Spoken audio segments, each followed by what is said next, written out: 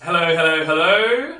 Hello, happy Tuesday. Welcome to Live at 5 on this March the 23rd. I can't believe you still have to look at the calendar. It's a year ago that this all, that shit went down and we found ourselves more remote than ever. But it's great to be here live at 5 with you on this Tuesday. I have a wonderful special guest for you this evening to talk all about show business, because I believe it's called show business for a reason. There's a major business side that I think is sometimes a little bit neglected in terms of the marketing and brand promotion of us as artists or bands or performers or jugglers or whatever it is you are. So I've got the wonderful Alex Emmerson joining me today. So Alex is a pro singer. She's a live music industry coach. She's sung in bands and live functions. Her bands, I've just got a little bit here from our website, called Beat Connection and Manhattan Dusk, have been hired all over the UK and Europe to play at high-level events for big corporations such as Lloyds Bank, Interflora, Exxon, Mobil, Sainsbury's, etc., etc., etc., as well as high society and celebrity weddings. Oh, we must talk about that. She's been on stage shoulder to shoulder with Gary Barlow, Howard Donald, Mark Owen, and special guest Lulu as part of Take That's Greatest Hits Tour in May 2019. And in short, apart from being a wonderful musician and singer, she knows what it takes to sell a product. So I'd like to welcome to Tuesday's Live at 5, Alex Emmerson. Welcome. Hi, Hi, how are you? I'm good, thank you. Really good. Thank you for having me. No, thank you for being here today. So I just wanted to bring you in and have a little bit of discussion. Tell us a bit about like how you came to be a muso, and how you kind of bridge the gap between being a muso and now kind of an industry leader in marketing and brand promotion, and where you are and what you're doing now. Awesome. Okay. How long do we have? Where do I start? How far back do I go? Well, go back to kind of where you found the joy of singing, maybe. Okay, so I've sung all my life since I was a little girl. My dad was in bands, and there was always music in my house, and I always sang. I started studying the piano when I was 9, and I always knew that I loved singing. But growing up in Catholic Sicily, it didn't really feel like it was ever a proper career choice. I certainly wasn't ever made to think that you could ever really make a living out of music. That was just for a few select people that made it big, and unless you were Whitney Houston or whatever, it wasn't never going to happen for you. Yeah. So I remember really wanting to study music at high school and go to like conservatories and stuff like that. And I remember having this conversation with my dad, and he was saying, no, look, do something that's actually gonna provide you with a career. So in the end, I ended up doing languages and studying languages. And then I ended up doing languages at degree level as well. And I remember I moved from Italy to the UK to go to university. And I remember being really miserable studying languages. And I just kept gravitating towards like the performing arts society and all this kind of stuff. And I got involved in like all the productions that they did. I did Greece and I did this, all this kind of stuff. And so I always knew that I wanted to stay in this business, but I didn't really know how to. Yeah. And then when I finished my degree, I became a teacher. And again, I was just miserable, Daniel. I was just really, really miserable. And I don't know if you'll remember this magazine. You probably do. I don't know. You're much younger than me. But I remember walking past a W.H. Smith's in Norwich. And something told me, I know this is going to sound a little bit weird and la or whatever. Like I really felt like I was being pulled into this shop. And it was like, go into the shop and just, you're not happy, find a new job or whatever. And I remember walking into the W. Smith, and immediately in front of me was the Stage magazine, right? Okay. I Oh, the don't stage, the know, I stage don't know, newspaper. I remember that. right? Yeah. And at the time, it was just the paper, right? And you bought the paper. This is how ancient I am. And I bought the paper. And at this time, I lived in Norwich, still do. And every time I bought the Stage, everything happened in London, right? So it was always like, this is needed, London number. This is needed, London number, blah, blah, blah. And this time, for some reason, the very first ad said professional singer needed for an immediate start for a function band. And then it had a Norwich phone number next to it, which Oh wow. had never happened before. Like, it just doesn't happen. It just didn't happen.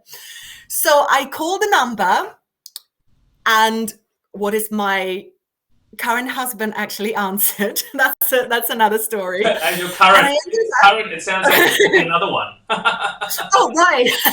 Yeah, we'll see. But but I ended up auditioning for his function band, even though I had no experience of like professional, performance. I'd only ever done it amateur. But I went to his studio and I auditioned with the other band members, and I got the job. Amazing. I got the job. And it was paid well enough that I was able to leave my my teaching job and just do the function band full time. Yeah. And it was probably the most fun I've ever had. It was amazing. We used to play at all sorts of events. We used to be out Friday, Saturday, Sunday, just, gigging, a lot of fun, a lot of great times, a lot of singing, and a lot of fun. Yeah. So that's how it all started for me. So I never really had, up until then, any real proper training. As soon as I joined the band, I made sure that, I upped my game, and I did all my singing training and all that kind of stuff. But at that point, I was a little bit of a lucky break when I got in, to be honest with you. Yeah. So that's how I got in. Amazing. Yeah. So it was so once you discovered that, because obviously I've had a various career, not only in kind of musical theatre. I headline, again, when they run, I headline top end cruise ships, right. Weddings, party bands, whatever it is. I mean, like, when things come back from this, from what we've been experiencing over the last year, I do, and I've said this many times, just believe it's going to be on absolute fire. So yeah, I guess I think it's important for us to not only have our performance skills super ready, like our technique and our stamina, and I believe as performers, we're athletes, and surely you know this. Jesus. Yes, but on top of that, on top of being an athletic performer and being ready to go and not in, sloppy couch mode when auditions open again, and we need to start now. I believe we need to start, incrementing daily habits to become better performers, to breathe better, to get off the couch, get your steps up, all of these things. But in terms of brand definition, and this is something that I've had to work on over the course of my career, and still work on. I think if you're a performer that expects to be paid, you have to work on this your whole life. And I think the goalposts for it actually change.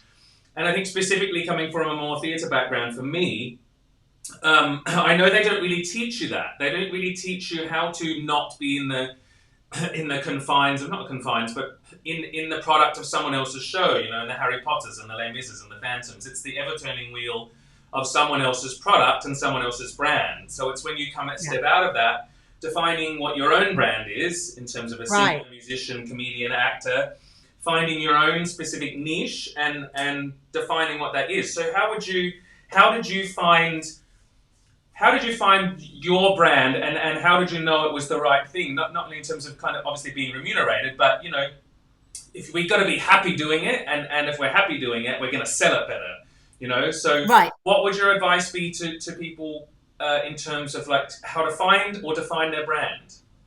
Right. Okay. So lots of different sort of parts to that question, and first of all, I absolutely couldn't agree more. You can be the best actor, singer, musician out there, but unless people find out about you, unless you put yourself out there and you put yourself out there the right way, people may never really find out who you are, right? So I work with a lot of musicians, mainly with band leaders, who have got these amazing bands, and they're like, I can't get any work. And they don't know and they don't understand why they're not getting any work. And I remember talking to one specific guy at some point, last year, maybe before this whole thing started. Yeah. And I remember saying to him, look, your band just sounds amazing. I listened to some recordings and I spoke to them, and they sounded good. And they said, we just can't get any gigs. And I said, look, I can help you with that. It is exactly what I do, right? I do this and I do this and I do this, and I can help you with that. And I told him what my coaching would be in terms of money, etc. And he said to me, well, we've got £2,000 in the budget. And at that point, my coaching was half that. He said to me, we've got £2,000 in the budget and we're going to spend it on a sound system. And I thought, okay. And look, sound is incredibly important. And I'm not dissing the fact that every function band here should have an amazing sound system, because I believe that we should. But here's what a lot of people miss. No one's going to hear your band in that amazing sound system if you don't get the gigs. Yeah. If you don't learn how to get the gigs first, right? And when it comes to function bands, and I'm going to stick to function bands, party bands, wedding bands, or whatever, because that's what I know. And, I don't think it's my place to talk about how to get gigs in any other kind of niche in this industry.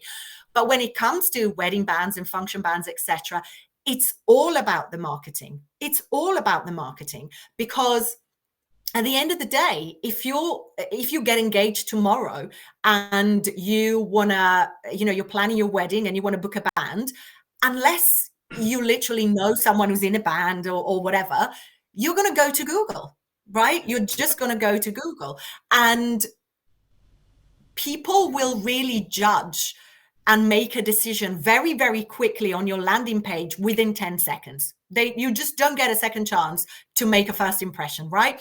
And so what I work with, like my clients and my musician clients, etc., is to create a really, really great video for their band that really shows off what they do. I get them to be interviewed. I get them to create a relationship with the potential client, etc., through that video, so that they can even get an inquiry. Because if they don't even have that to start with, they're not even going to be like in the game for an inquiry, right? And then we talk about how to deal with the inquiry. We have to talk about how quickly to get back to the inquiry, what a quote looks like, and all that kind of stuff. But first of all, you've got to have the right promotional material. You've got to have the right photos. You've got to have the right video. You've got to have the right sound in the video, right? Yeah. And that's where it all really starts. There's a couple of musicians that I use for some of my debt bands who are, oh my gosh, they are out of this world talented. And, they're busy because they're good and they're busy in the debt market, but no one apart from the word of mouth within us really knows about them. They don't really, they don't have their own band or anything like that. And what I always tell my clients is like, you would think that the bands with the best musicians would be the ones that get the most work, but that's not the case. No, it's the bands with the best reels. Which is a little bit heartbreaking, isn't it, in a way, because it's like, come on, but they're never gonna hear you until they find you. Yeah, totally. There I am. I'm coming back. I just put you solo on the stage because it was A, your moment, and B, we had a bit of a delay situation going on. Right. So that being the case, what would you? Because you've also been an agent. You're an agent for bands, right?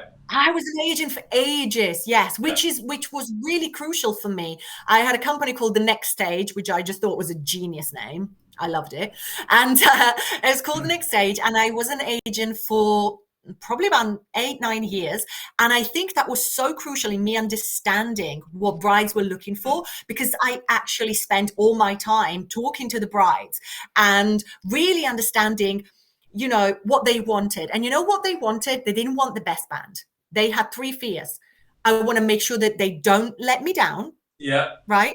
Because they always hear about people, oh no, my friend, they booked a band and they cancelled on them. Well, that's a £200 per band, and that's another story, right? I want to make sure that they don't cancel on me. I want to make sure that they sound on stage just like they would in their actual reels. So obviously, people nowadays are very, very aware of what you can do in a studio, right? You have a talent button in a studio nowadays, and they want to make sure that they don't, that they get what they pay for. And the third thing that they always say is, I want to make sure that they get everyone up and dancing and help me create memories. So they always want to make sure that they play the right stuff. And there are so many function bands out there that I coached, and they were playing stuff that they enjoyed playing, right? And that's not the job.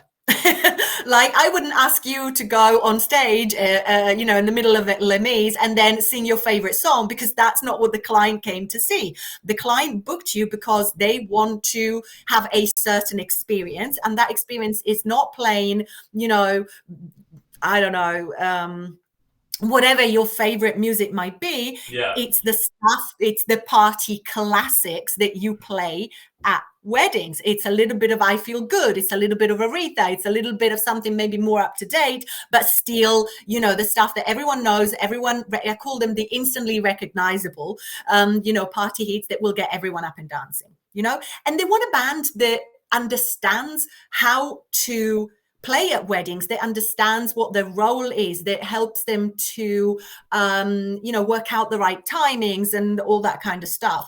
And so yeah, there's so many things that come into play when with that whole situation. Yeah, and I think at the moment, especially like digitally, like obviously we know as coaches ourselves that like we've really well, me specifically, I mean, I only ever coached one-on-one up until this whole thing happened. But I think I've noticed that you really have had to up the ante in terms of, your digital assets, how it looks, how it sounds, how you filmed it, and people's attention span to stuff that's online at the minute is like super short, mine included. Like if I'm not engaged within, 5 seconds, maybe that's just me. For other people, it's potentially a little bit longer.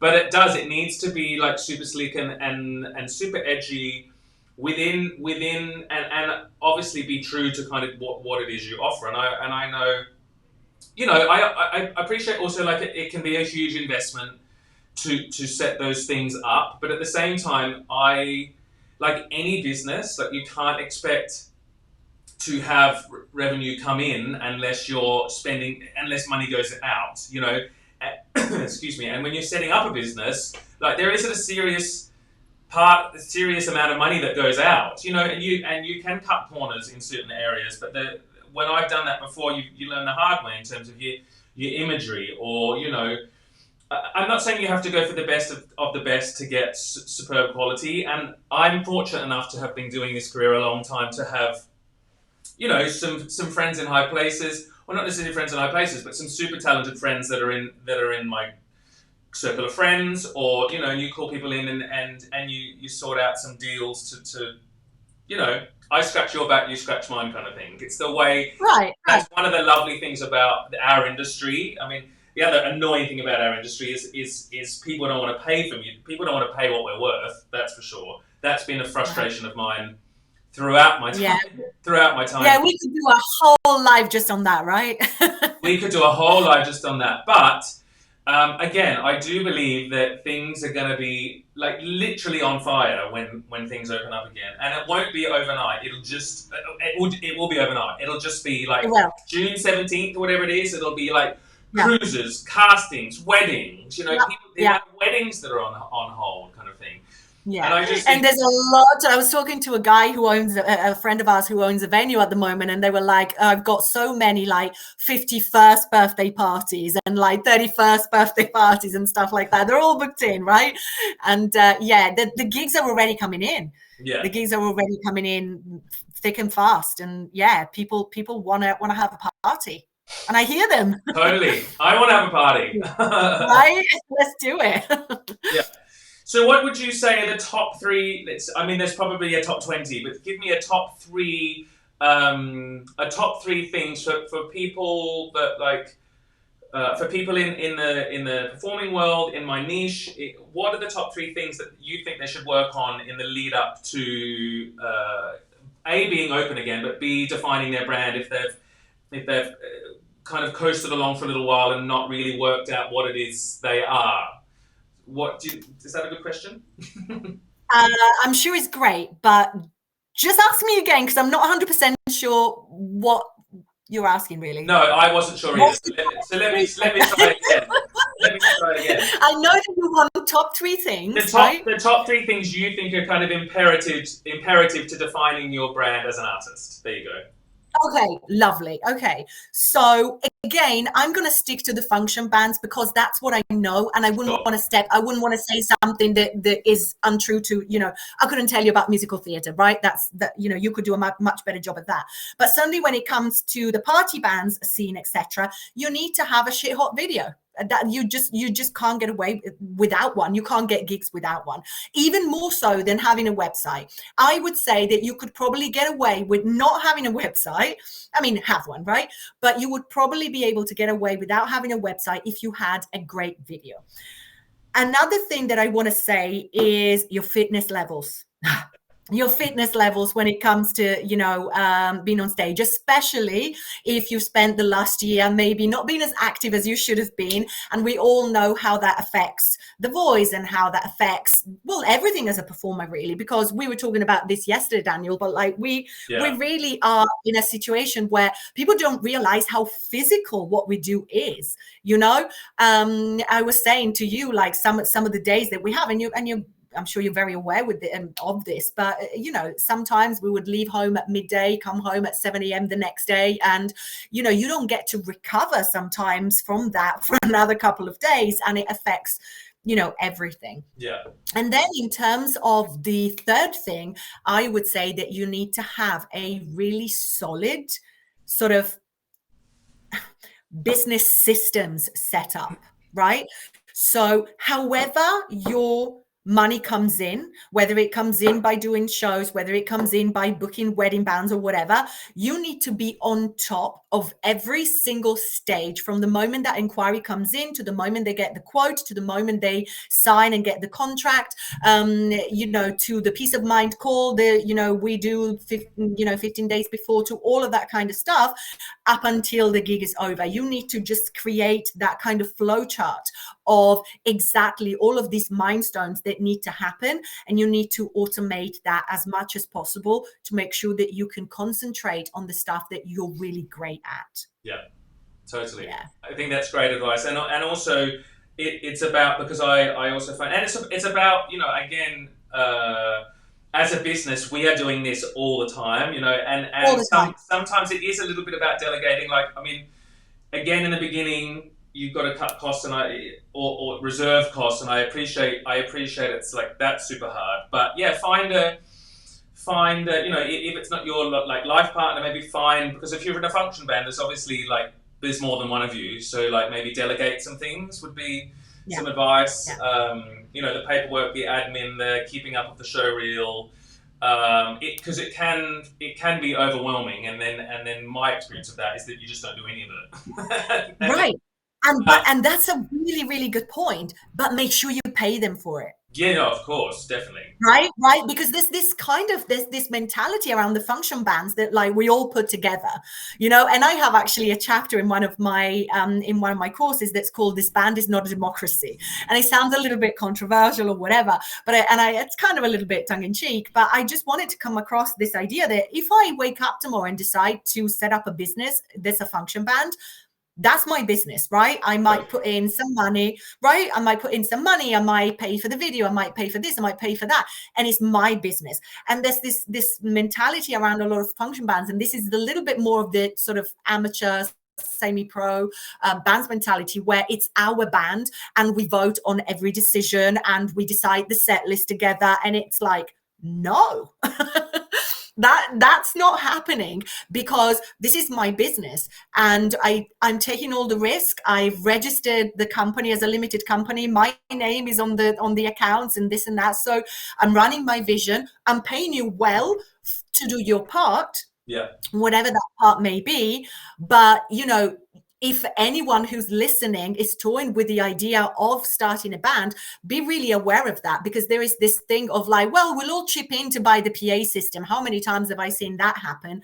And it always goes to pot, because then what happens? The drummer decides they want to leave, or the bass player decides they want to leave, and now they have to pay you out for this, and then they fall out because of that.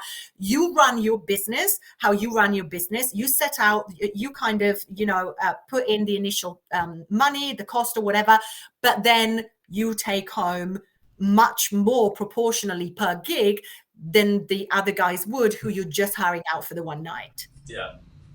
No, exactly. It's like a valid point. I think I just can't find the button to bring myself back to this. There we go. Here I am. Yeah. No, it's about team. This business can be about teamwork. It can also be very lonely at times. But I think the sooner you as an artist, and like I've been doing this a very long time. Like there's and we've learnt many a thing, I'm sure, as you have, many a thing the hard way, which sometimes can be emotional, and sometimes it can be costly, and sometimes it can be both. So it's about, I think, finding ways to evaluate before that happens, and ways to avoid it, obviously. So, Yeah, for yeah, sure. I'll just check excuse me while I look at my phone if there's any questions that have popped in for the live. You've got to keep, Yeah. yes, you do have to keep live. You do have to keep very fit. And hello, Helen Power. Thanks for tuning in. Well, I think, were you going to say something? No. I was just saying, yeah, you do definitely have to keep fit. And I was going to add one more thing. When you said, I think it was towards the beginning, you said something like, it's now time to get back into the fitness and stuff like that. Guys, take it from me. I'm 45 this year. It's much easier to never stop than it is to get unfit and then try and go, the other way again. Like, It's not worth it. It's not worth it. Totally. Hey, well, Alex, thank you so much for jumping on my live at 5. You're so welcome. For those of you who are interested in my Ultimate Performance Academy moving forward, I've got some slots in my calendar, I think, on Thursday afternoon to jump on and discuss what that looks like with working with me. And of course, Alex comes on board and does a module on brand and marketing within the course itself. So you'd be able to see her pretty Italian face again. Thank you so much. I've got a sound effect here. And some party noise. I love it so much.